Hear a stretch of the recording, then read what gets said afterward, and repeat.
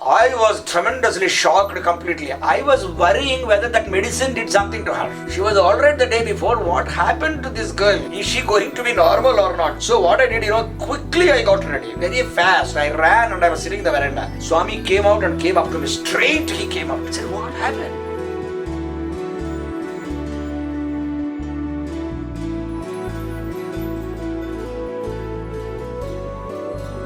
Whenever festivals were conducted in ashram, especially the World Conference time. World Conference is a big festival when people thronged from all corners of the globe to Prashanta Nilayam. And in those days, we were having buildings up to West 3 only. West 3 was the last building. And we were given accommodation in the mandir, all the teachers who are working here in the university, on the condition that we vacate all those rooms when warners go. So whenever warners arrived, we used to get a chit. The warner of this flat is arriving, so you vacate and go to some other room. So you have got to live with minimum luggage so that you can shift yourself, transport your luggage yourself from one room to another room. We were shifting like that for many years actually. Then Bhagavan Baba surprisingly sent a message through Kutumbara saying that ask him to go and stay in the old mandir where I lived. That came like a big shock to me. Swami lived in old mandir. I don't know whether you ever saw that place. There was a room where just one person can lay down, that's all. No second person can sleep by his side. That is a small place. And adjacent to that there was a room. It was a bathroom in which Swami used to take bath. There was a big pot fixed in a structure, small structure. They used to put fire from below, pour water into it, and there was a small well by the side. From there, Swami used to draw water, put it in that, take hot water, take bath, and come to the bhajan hall. The bhajan hall was in the front. Behind that, Swami's room was there. Kutumbara came to me and said, Swami wants you to live in his room. I said, what do you mean by that? He said, in Pata Mandir, in old Mandir, there is his room. So he wanted me to show you. Come on, let's go. So we both went there. I saw that room. And after seeing Swami's bathroom and everything, I got some kind of thoughts which disturbed me. Disturbed me in the sense, it is an extremely sacred place in which Bhagavan Baba lived for such a very, very long time.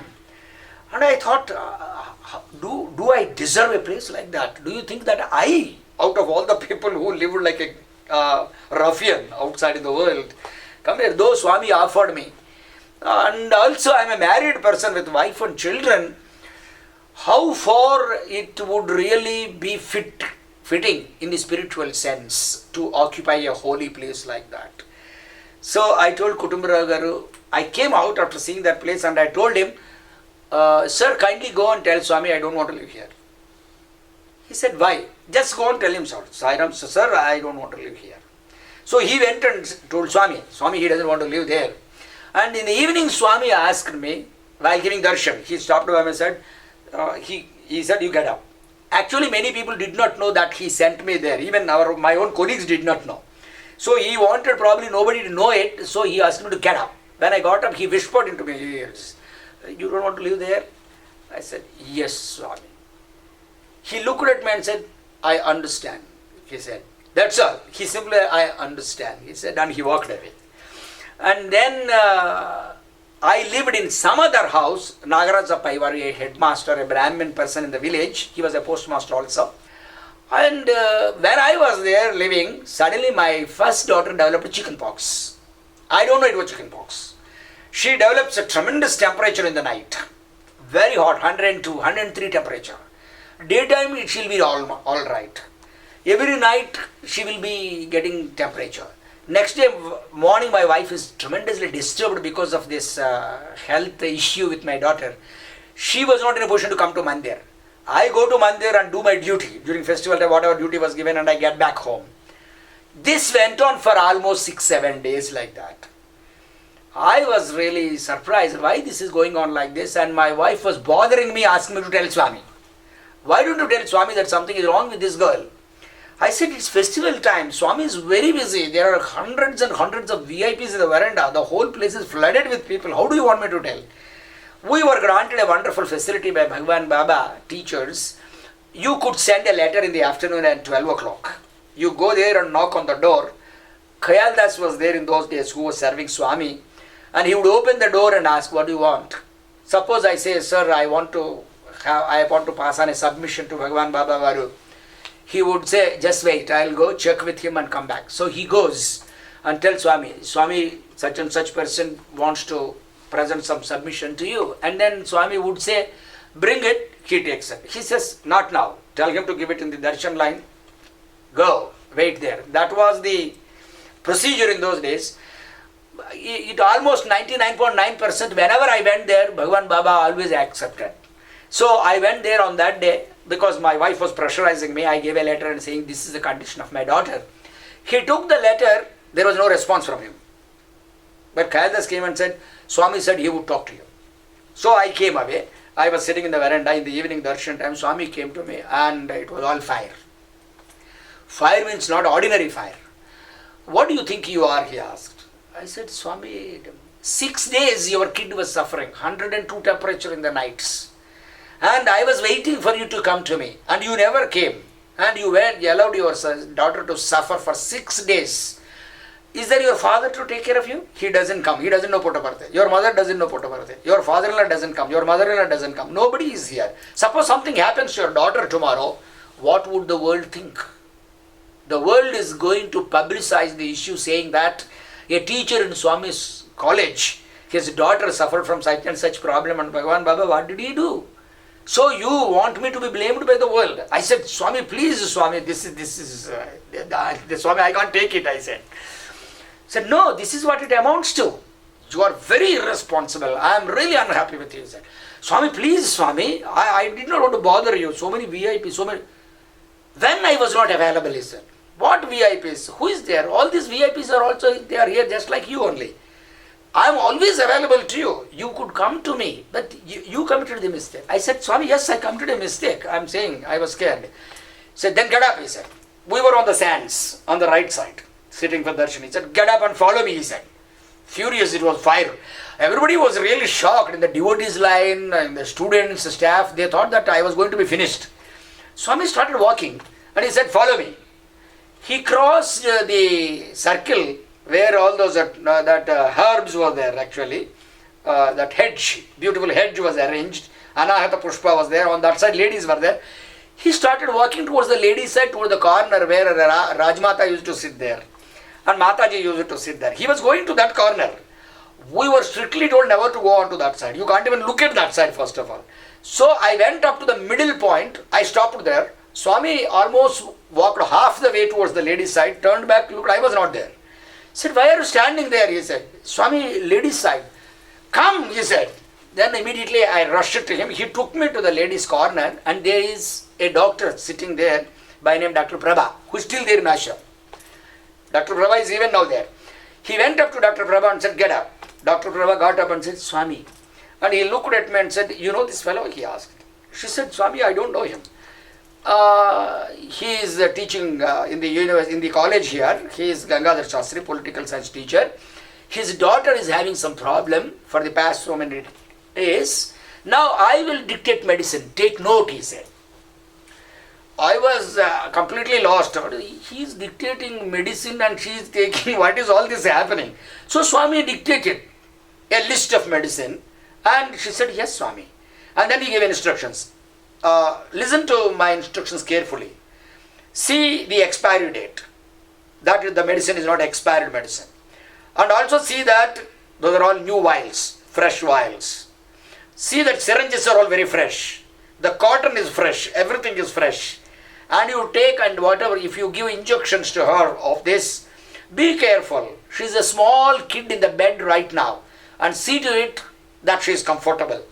And listen to me, from today onwards, till his daughter is back to normal, your responsibility is just to take care of her. You won't be going to hospital. This is my order. She was stunned. Never, I believe, any doctor was sent to village to take care of somebody else other than probably Swami's family members.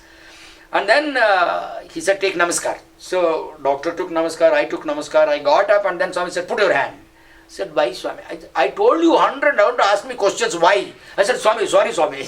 Because he materialized Vibhuti and gave me and said, take this Vibhuti and mix it in water, and bit by bit, slowly with a spoon, you feed it to her.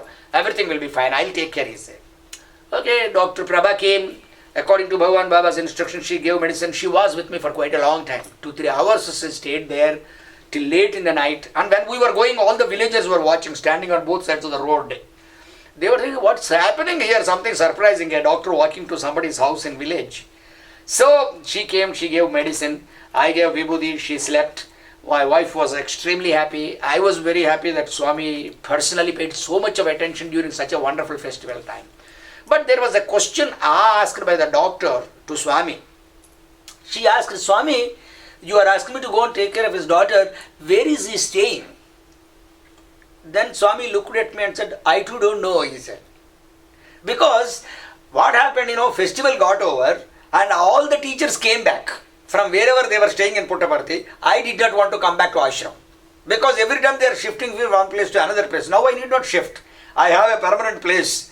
I can stay in one place without shifting from one place to another place. So I was very comfortable. I never knew that Swami was upset with it.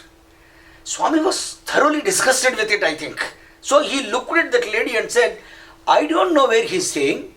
You ask him, he will guide you, he said. I didn't understand that also. While walking, doctor asked me, why did Swami tell that he doesn't know where you are staying? I said, maybe he is not knowing, maybe he doesn't know. He said, Gangadhar Shastri, don't tell me that he doesn't know. He is from Puttaparthi. He knows Puttaparthi every inch. And if you say that you are staying in Nagaradappa's house, do you mean to say that he doesn't know Nagaradappa's house? I said, then why did he say that?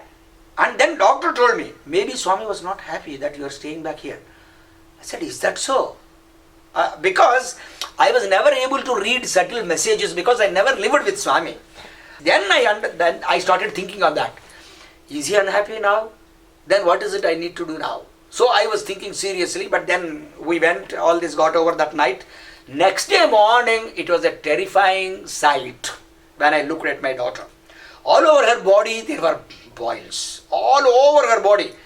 You can't keep even a pin. You can't point a pin edge also. The sharpest point of the needle. You can't put somewhere where there was no boil. The whole body was full of boils and the eyes were so red, blood red.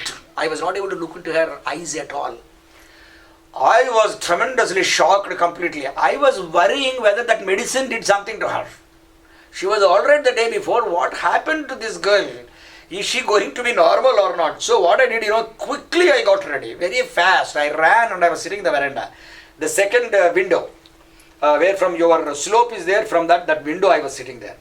Swami came out and came up to me. Straight he came up to me. I said, what happened? He said. I said, Swami, it is terrifying, I said. What is terrifying? He said. Swami, so many boils all over the body. Her eyes are blood red, Swami. I am not able to look into her eyes. So what? He said. Swami, so what? I am frightened, he said. No, it should come like that only, he said. It should come like that. Yesterday, prasadam I gave, na? I brought it out, he said. Swami, it was all there within her body, it was not coming out. So I had to intervene and bring it out. It has to come out.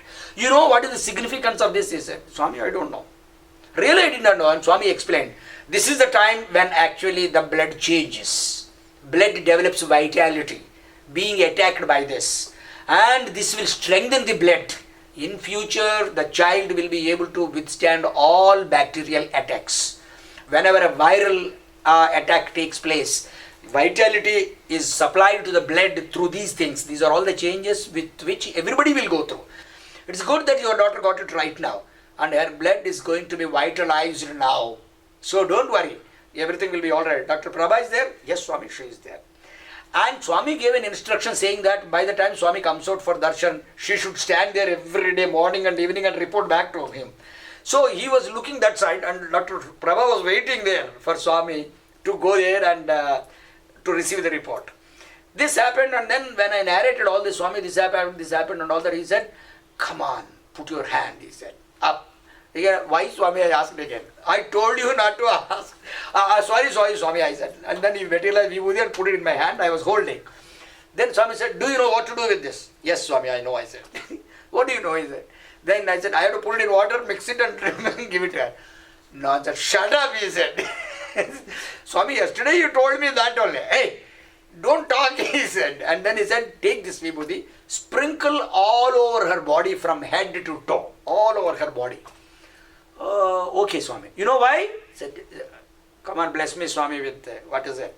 Then Swami said, now there will be tremendous itching sensation because of this. And the child not being aware what would happen, the child was going to scratch everywhere.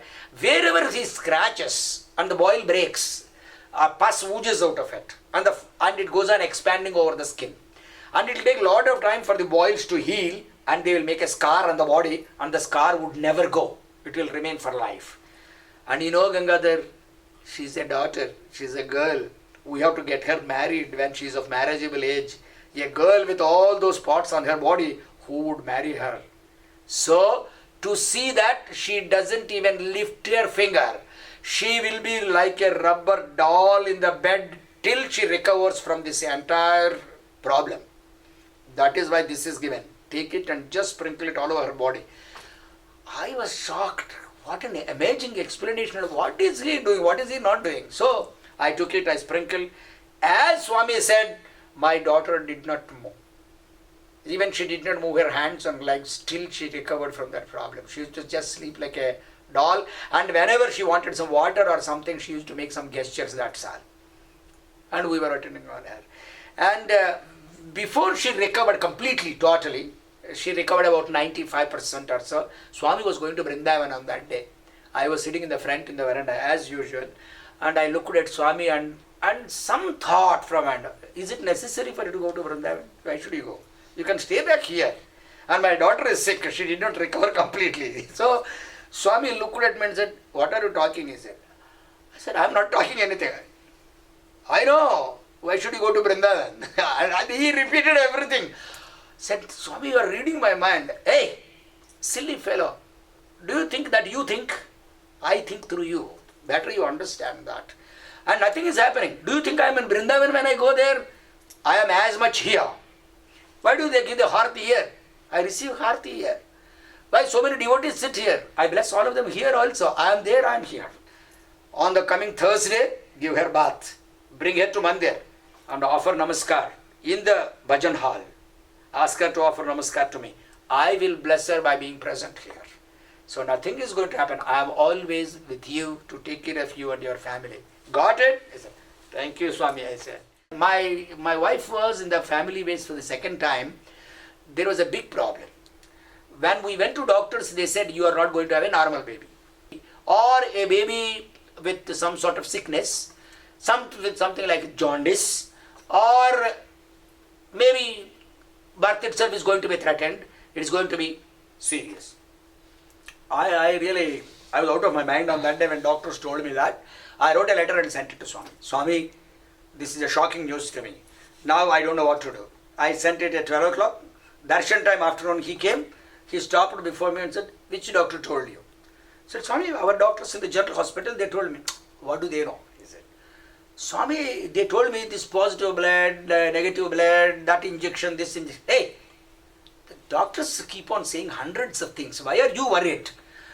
I am granting total protection to your kid. Okay?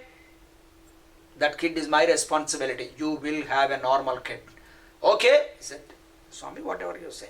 Materialized Vibhuti gave me and said, take it right now. And my wife went for delivery to my native place actually. Her native place, Tanuku. And in Tanuku, my father-in-law, I told you, is an aristocratic man having family doctors, a team of doctors. All of them went and examined my wife and said, it's very tough. You are not going to have a normal baby. And then she said, don't worry, Bhagavan Baba assured us, we are going to have a normal baby.